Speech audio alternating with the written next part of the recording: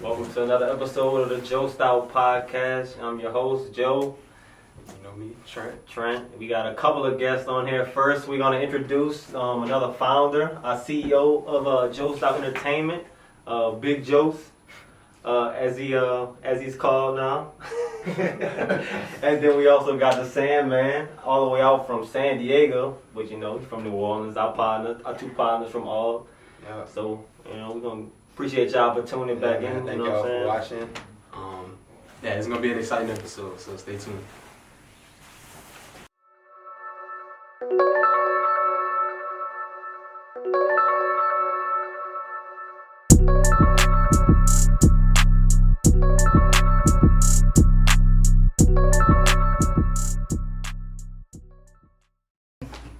All right, we are BigJoce. We got the Sandman.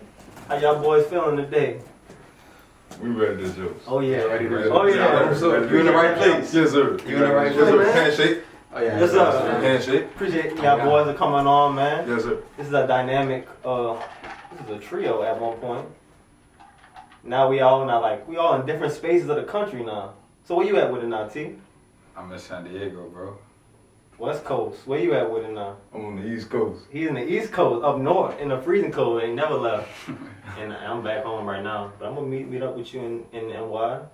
NY, how y'all boys been living out there in San Diego, bro? How you liking San Diego? I'm loving it, man. It's beautiful, bro. I'm making a lot of connections. I'm really grinding, man. So. Cause you in pharmacy school now. Yeah, I'm in pharmacy school, bro.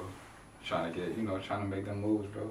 Okay. That's what it's about, man. Yeah, we trying to come visit you out there, bro. We be talking about it all the time, son. I think we actually have a trip planned. Oh yeah. Really? Yeah, that's a little, That's that's a a little Joce right there. That's a little little Joce, not Big Joce, little Joce. Little Joce. We gotta buy our tickets then, bro. Cause we gotta make that happen. Yeah, We man. gotta come out there again. Cause I came out there, I had a great time. You ain't never been, huh? No, I've never been to San Diego. I've been to Cali, but not San Diego. So. How is San Diego different from other parts of California? I think for me, bro, San Diego fits me perfectly. It's cause LA really it's a lot of stuff going on, bro. San Diego you really go with the flow. Y'all know who I am, bro. I'm really a chill person. Chilling, yeah. And San Diego got one of the most beautiful beaches I ever seen, bro. I don't know any city better than LA.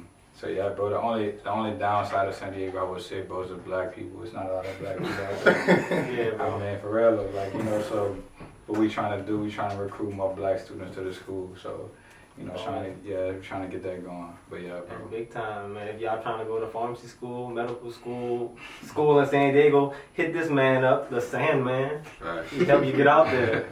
San Diego's a great part of the city, bro. Right. What you been doing on the East Coast, so? Ooh. Doing a lot. Yeah, I live in Connecticut, officially. Connecticut? I'm a venture capitalist, man. I work in private equity, and so I really enjoy, of course I went to Howard with you guys, majored in finance and graduated and moved to the East Coast, so Tell people what private equity is, cause a lot of folks have no idea what that is. Cause you told me a little bit about it, and I'm still a little confused as to what it is. Okay, so there's really two types of things, really. So there's fund of funds, which is what I work for, and then there's also direct investments. And essentially is general partners and limited partners. And your GPs are the people that are investing. So for my firm, particularly Fairview Capital, like I said, we're a fund of funds, and so it's like a structure, and it's 4 tiers. So at the very top, you have your investors, which are institutional investors. So pension plans, endowments, local and national, federal, governments and things of that nature. And so they would invest in us, in which we are a fund of fund, so we don't do direct investing. We invest into other funds, so, Okay. so particularly for us, we do 2 different types. We have a traditional venture capital program, which is basically firms like Battery Ventures, Lightspeed Ventures,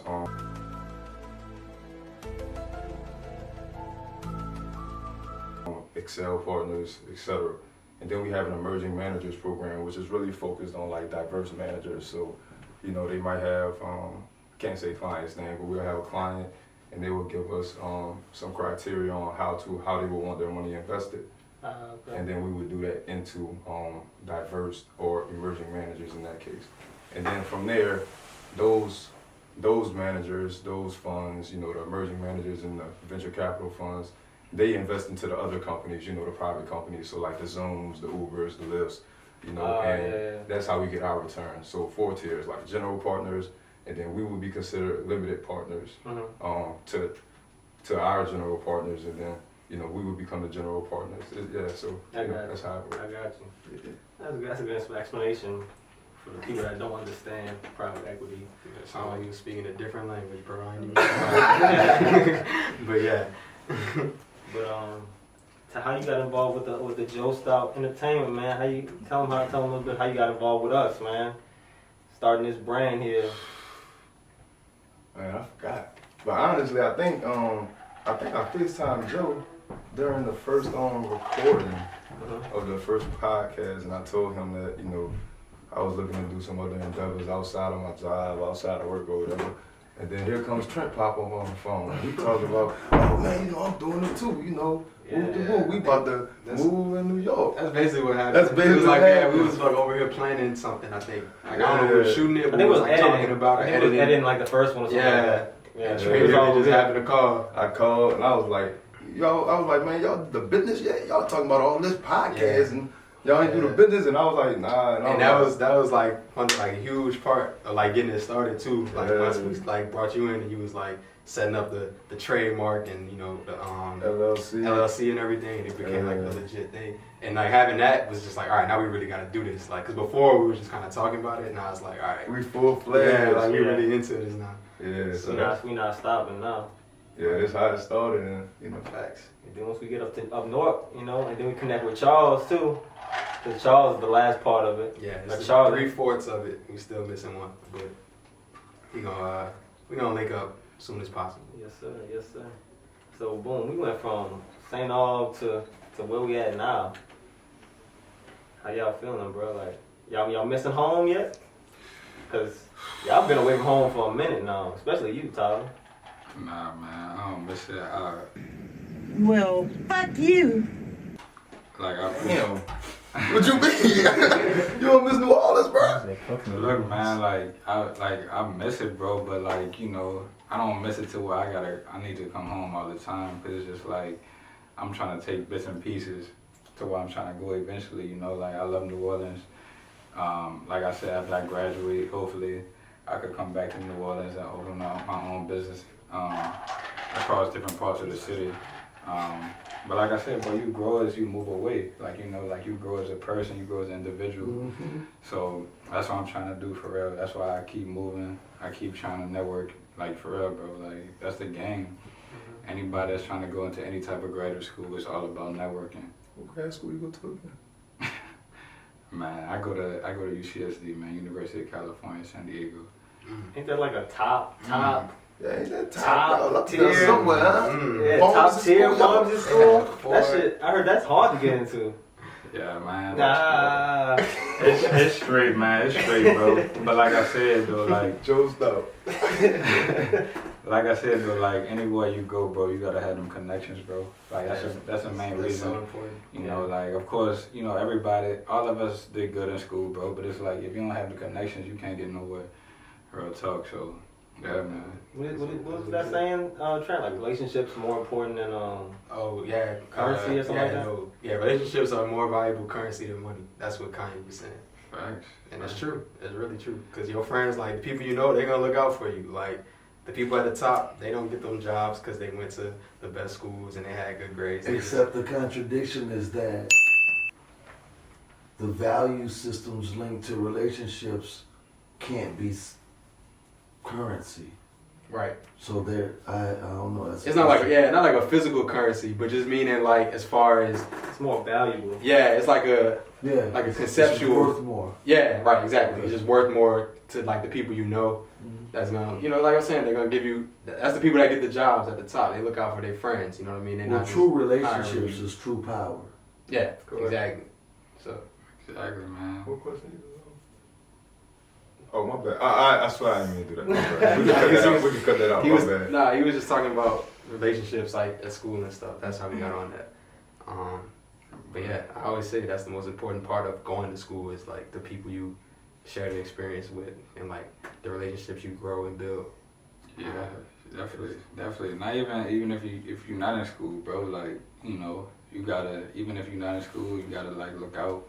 And that's why, like I said, like I told y'all, like we trying to recruit more students, bro, so we can look out for them, like of color, whether it be black, Latino, we trying to put on, bro. Like, you know, like we trying to get more students there, so we can have that power to empower more students to come there. Yeah. So yeah, that's big time, bro. Cause you definitely need that. Definitely need more black people in the medical field, pharmacy school, and all that, bro. Like you doing big shit, man. We commend you for doing that, bro. Real talk. So what's up, man? What you doing out there in the East Coast, bro? Like how you living? You say you coming down to New York to mess with us, bro? Or what? Yeah, it's not that far of a drive. I'll be honest. It really isn't. What is it, like 2 hours? Like Not even. Yeah. Well, I don't know what part, but yeah. Like an hour and a half. But I mean, I've been traveling up and down the East Coast a little bit. Mm-hmm. You know. You think you gonna stay up there? Hell no. What? Hell no. Where you think you wanna like stay at permanently eventually? Like New Orleans. once you get that New Orleans? Are you trying to come home? Yeah, New Orleans within the next, you know, whatever plan I come up with within, you know.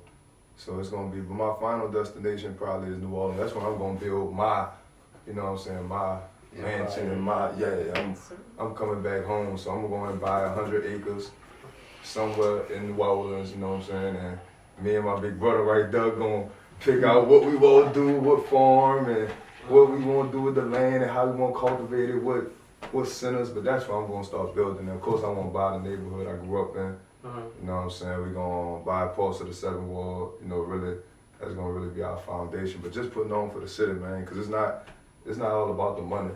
You know, and I think so much that's really what we focus on. You know, instead of focusing on the money, you know, we need to be focusing on the people. You know what I'm saying? And I feel that. I think we can do both. You know what I'm saying? Like, but you know, society try to make it like it's either or. You gotta make a lot of money. You know, it's not really like that. Well, competition society connotates just that you compete. And so capitalism, you know, look at the root word of that. And so that's how we're programmed and socialized. And that's why we see these societal issues that we have. It's enough for everybody. Yeah, for everyone to win. That's what I always be trying to tell people too. Like everyone be trying to, you know, they're so focused about themselves that they don't really want to work together.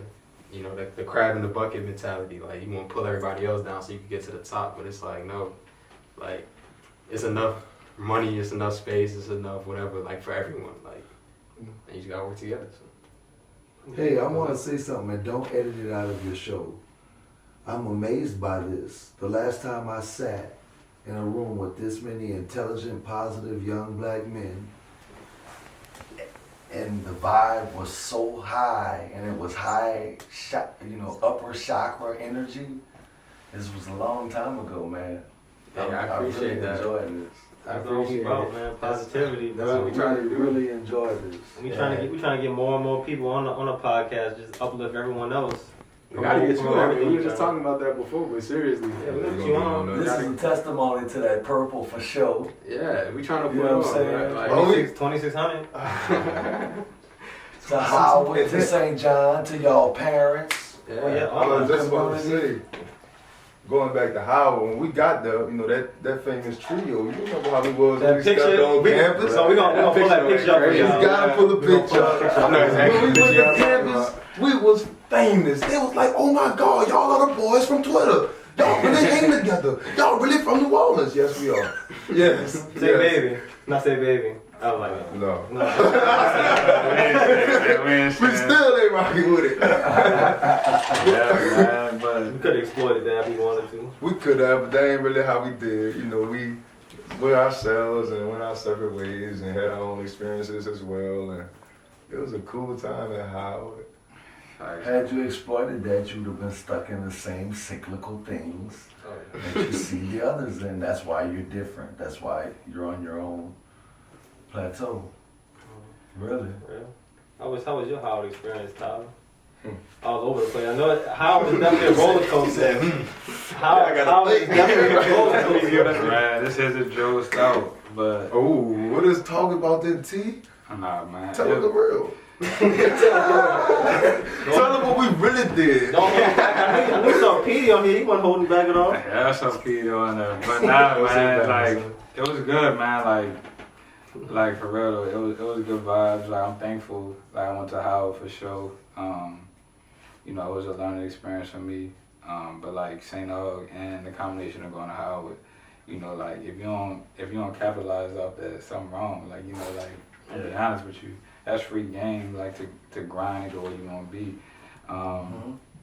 But like DC, it was cool. But like, you know, you get those experiences, see what you want to do. Like I know I won't live in DC no more because it's just freezing. I'm not about living in no cold weather. Explains why you in San Diego. Right, Yeah, San Diego got San Diego. I'm gonna advertise for anybody trying to move somewhere. Move to San Diego. It has the most beautiful weather ever. You know, like for not to move there permanently, but move there for a few years. Spend some time. Yeah, spend some time out there. But yeah, like I think Howard, like in terms of Howard and New Orleans. I mean, not Howard and New Orleans, DC and New Orleans. You know, we both got that black population in terms of people. So, you know, Howard is in the city. DC is super small, of course, but, you know, we still got that flavor, even though we went to Howard, but DC is a black city, so just being in that environment was really good. So I'm definitely thankful, especially with my friends. You know, we all went there together. So how we all doing, I think. So I'm definitely thankful for that. You talked about, you know, DC being a black city, just like New Orleans is a black city. So what does it feel like now that you're in a predominantly, I don't know if it's predominantly white or maybe Hispanic in San Diego? Nah, it's predominantly white, bro. These white men are dangerous. I was about to say, it's definitely. How does it feel not being surrounded by, you know, not being surrounded by your peers? It's different, bro. Like San Diego is like what the area I'm in San Diego is 1% black, bro. 1%. And the school I'm at is 2%. So you know, it's like, yeah, man. Like, you know, it's like it's different, man. It's challenging for real. Like, I'm definitely thankful they have a group me. I don't know if anybody uses group me, but they have a black graduate students group me. I mainly hang out with different graduate students, different people getting their masters, their PhDs. So I'm definitely thankful to make that connection with them. But yeah, man, it's different. Like, you know, going places, going to the grocery store, you know, like being looked at all the time, being the center of attention, because there's been times I've been the only black person in the grocery store, you know, like, and it's awkward. I've experienced the same thing in Yeah, Connecticut. I know they don't got no black people in Connecticut. I got a childhood friend named Michael Lindley. That's an attorney in San Diego. Before Okay. we leave today, let me link you with him. Just in case you have any problems, he gonna help you just on the strength that he's my little brother. I'm telling you. I got you, yeah, definitely. Yeah, I feel it, yeah, I'm definitely gonna get that. Because like we trying to build it, like I said, we trying to build like get more students that I'm trying to link up with more black people in the area. So yeah, definitely, man, definitely. Well, he's white. Oh, okay. Listen, but he's solid and he's vetted. And I've been knowing him since he was a child, little child, right? Yeah. And I'm telling you, he ain't gonna let nothing racist go down. Right, yeah, nah, That's a good person to have on your side, for real. Right, yeah, man. Like I said, man, it's great, bro. But you know, it's different. It's an adjustment, man. Like I'm still, even though I've been there for a year and a half, I'm still trying to get used to being in San Diego. Yeah, bro. Dang, it has been a year and a half. Yeah, that's what I'm saying. But it's like this year I ain't really get to experience it, bro, because of COVID. True. Sadly, but Yeah. you know, like I've been going to a lot of black areas of San Diego recently, bro. A lot of people don't go to the school, of course, but they've been having a lot of events, so I've been going to. They had like a caravan protest I went to, which was really nice. In La Mesa, had like a lot of soul food spots, a lot of like people trying to like art, food, whatever they're trying to do. So that's been good, man. I've been trying to like branch out. So yeah, man. Did I just catch you on the beach? Sweet Lord have mercy, my baby. And you, man, I know you be feeling kind of secluded out there in Connecticut. I know ain't got no black people out there for real. I only met one person from Connecticut that's black. I mean, I ain't gonna name drop him. but it's that one dude at Howard. I don't think I know. Yeah. My freshman year, my roommate, Nas, he was from Connecticut, like New Haven. His mom worked there, Oh, so him too. Yeah, but I mean, I live in Hartford. It's nothing but black people. You Really? know? Yeah, in Hartford. In the surrounding areas, like Connecticut is a white state overall, no lie. You know, and where I work at is pretty white. I work in West Hartford, Connecticut. So, you know, like when you riding around, you don't really see. That's the thing, right? In Hartford, there's nothing there, so there's no really reason for you to ever go to Hartford.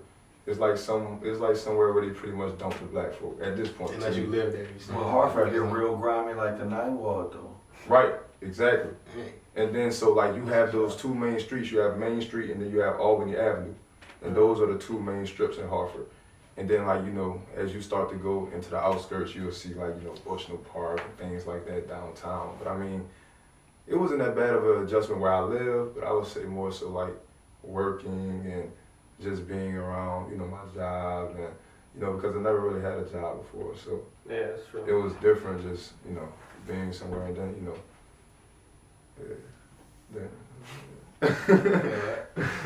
Nah, you definitely learn how to like navigate. Like, I mean, I had to do it when I went to St. John's.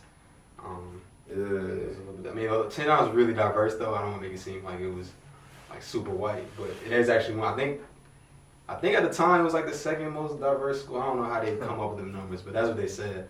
And yeah, so. I would say even at, my bad, I don't really cut you off. Yeah, what you saying? I was gonna say, but like even at Howard though, because I would say my Howard relationships and my St. Aug relationships have carried me, you know, throughout like college and my professional career so far. And I'll also say like even at Howard, even though it's not like racially diverse, you heard me? It's like within the black population, culture, whatever, there's so many pockets of people. You heard me? And it's just like, that's what Howard makes you realize, like, that even within yourself, even within, like, you know, being black, it's so many different ways to, you know what I'm saying? Even like us being from New Orleans, we all relate, you know what I'm saying? And we are all different in this room and all being, but like, even when we step outside as an entity, like even us street going and meeting other people that wasn't from where we were from, you know, it was kind of like, damn, like, that's how y'all be thinking about that? That's how y'all do that? That's how y'all know about that? Yeah. And then, you know what I'm saying, Are you young men familiar with Eugene Robinson, the journalist on CNN and all the different shows? He wrote a book and he defined that one of the issues we're having as a people is that we're trying to force everything into one black America when clearly there is more than one black America. He identified at least 5 that you cannot deny. Go get the book. And there are potentially many others. No, yeah. Wait, that's. Do you know the 5? Like I'm talking. Well, okay, so you have us, right? Then you have people here that are from Africa that say they're not the same as us. Then you have people here from the West Indies. Yeah. You know what I'm saying? Yeah. That's just 3 right there. Right. Then you have a whole other group of New Orleanians that ain't us. You know what I'm talking about? Right. I know exactly what you're talking about. Okay.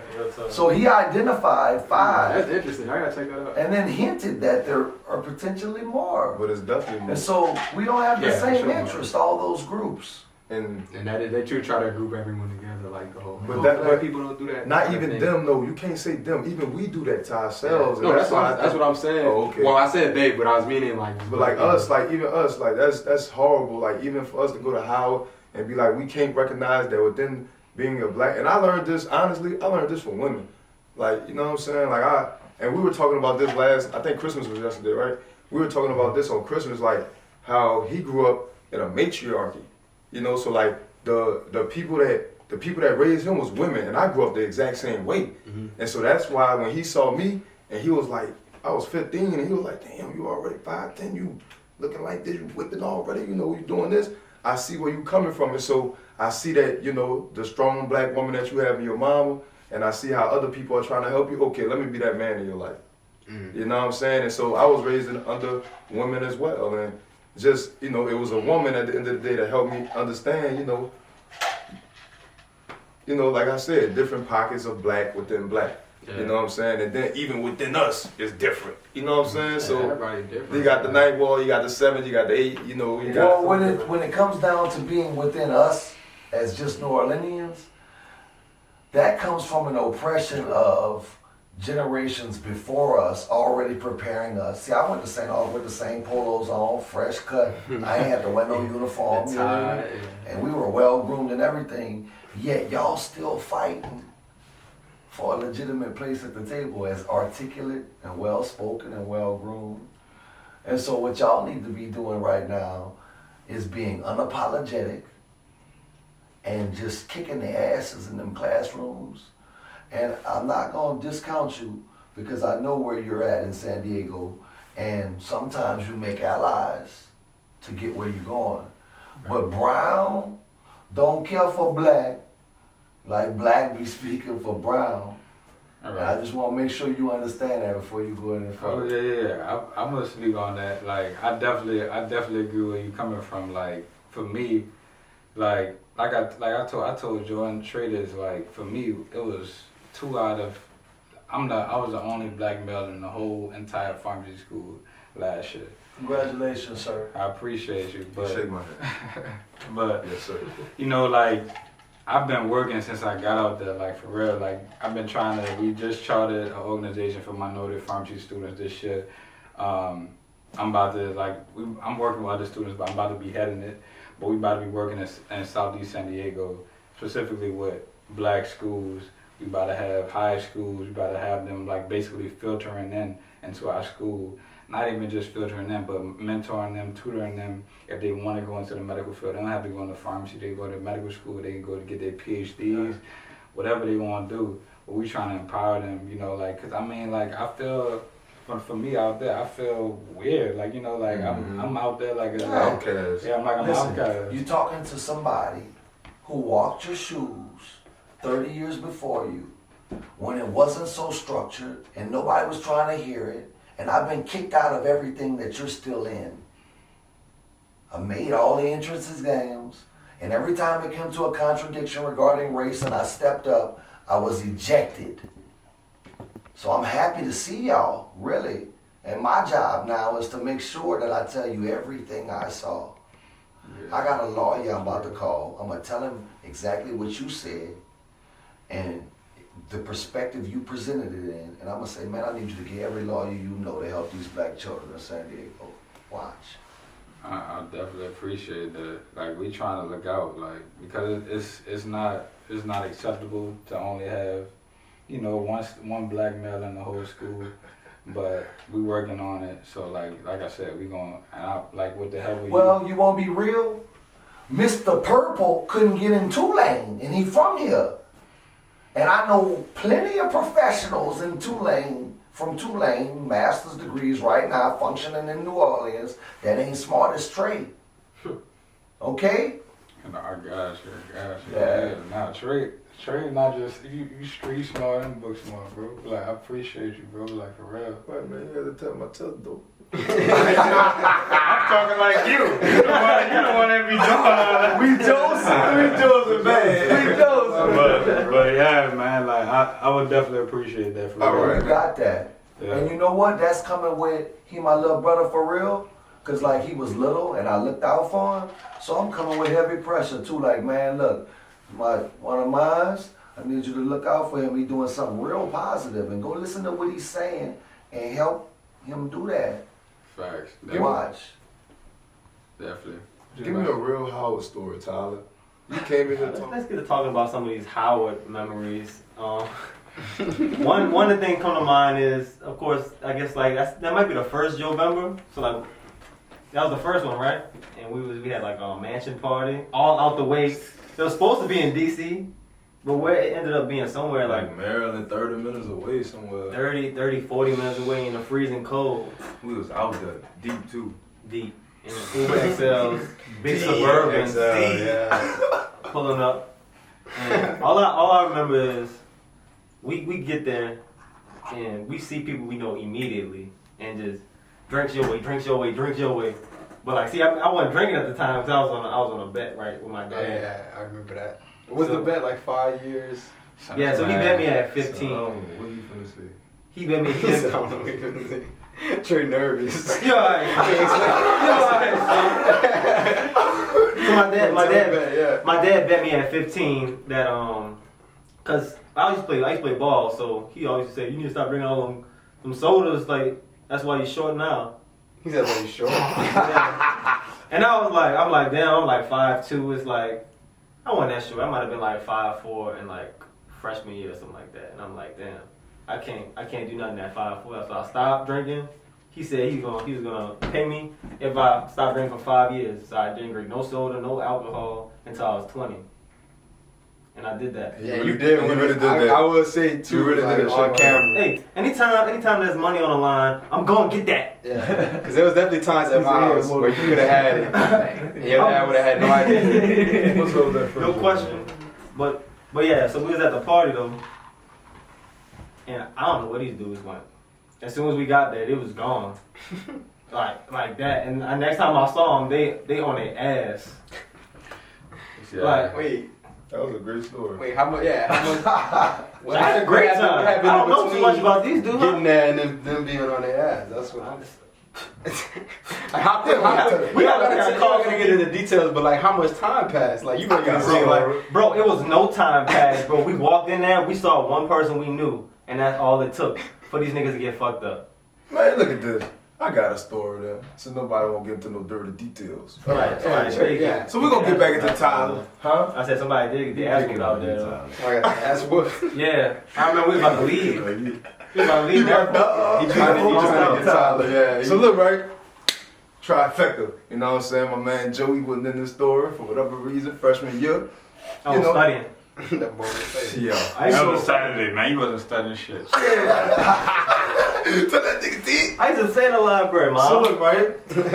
You know, it about, you know, whatever, 9 o'clock, 10 o'clock. We go by our partner house. He from South Carolina. You know, he was a little older than us, so, you know, we was his young boys. We had our friend Daniel who went to St. Aug. Shout out Double D. You know what I'm saying? And They had a lot. yeah. He was out A there. lot. Oh, And he drove from Ohio. Yo, that's Yeah, crazy. he drove from Ohio. So we had to show him a good time. So, you know, he come pick us up. We in Drew Hall. We go to my Kavian house. You know, Kavian ended up cooking, get us nice and full. You heard me? He good. You know, we wasn't really whatever, but we so first thing I said to Kavian is, what's up with them shots? He said, I got that Everclear. Oh, So look, right? Lord. Hey, so you can end the story right there. Exactly what that story about to go. So look, son, I got an Everclear to everybody. So look, so we ain't, you know, I'm fresh. I ain't, you know, I'm not thinking about no Everclear. I'm like, what's up? Shot for shot. So we go about four, we go about 4-5, man. Just like, know what I'm saying? So Daniel drive us. I think we Uber. We Uber to the party, right? Man, I'm talking about before we hit the door. We see them things. We looking. Oh, wait. So you know, we saw something that we knew. Saw someone that we knew. Excuse me. Saw someone that we knew. You know, skipped the line, walked in. You know, we were certified at some point, freshman year, first semester. Man, all I know is the first thing that happened when we walked in is Tyler grabbed the first girl he saw and tongued her down. Oh. My nigga. He tongued her down, dog. Tell the truth. Shame the devil. Tell the truth. Shame the devil. Tell the truth. Ain't no shame in that, T. Man. Hey, what's she fine? That's not a reaction. She was about a 9. Oh yeah. She was fine. How old were you? We was 18. Man, I'm about to say, that's something to be proud of, for sure. So you know he walking there, he do his thing. You know Daniel don't know nobody, so you know Daniel, he just he doing whatever in the party. You know me. My night ended. I was kissing somebody in the middle of the dance floor. So that's how. Oh, yeah, so y'all both got down like that. Oh, I was trying to give an overview of the story and not go into the details of what I did. Oh, but, what he did. You know, as don't soon leave as him out, Tyler. Nah. We in the Tyler blast. Yeah, We throwing it up in there, man. Like, that boy was definitely tonguing something down in there. But, yeah, I ain't gonna lie, I had a few kisses I had a few dances in that thing. It had 2 stories. It was like the New Jersey, Philadelphia, New York. Facts. New York part, so like the trifecta. I do remember. So like that little part. Yeah, you remember that night? I definitely was studying that night. Mom. But yeah, as soon as he walked in that thing, he turned something down. I walk in that thing, I see this little chick, she from Philly. You hear me? I said immediately, like, come here. I been wanted you in class. What you talking about? You know what I'm saying? She, we Joseph. Yeah, we give our 1-2 step. But I was caught the party though. But my night ended on the dance floor with a nice kiss. And then all I know is them boys said they ready to roll, and I was knocked out. Tyler carried me. Tyler and Daniel carried me back to my room that night. Yeah, but carried? Yeah, this man was tore up, bro. I got carried so many times. This boy started the story with Everclear. Of course he got carried. I forgot that. Yeah. But that sounds like That show you chosen though.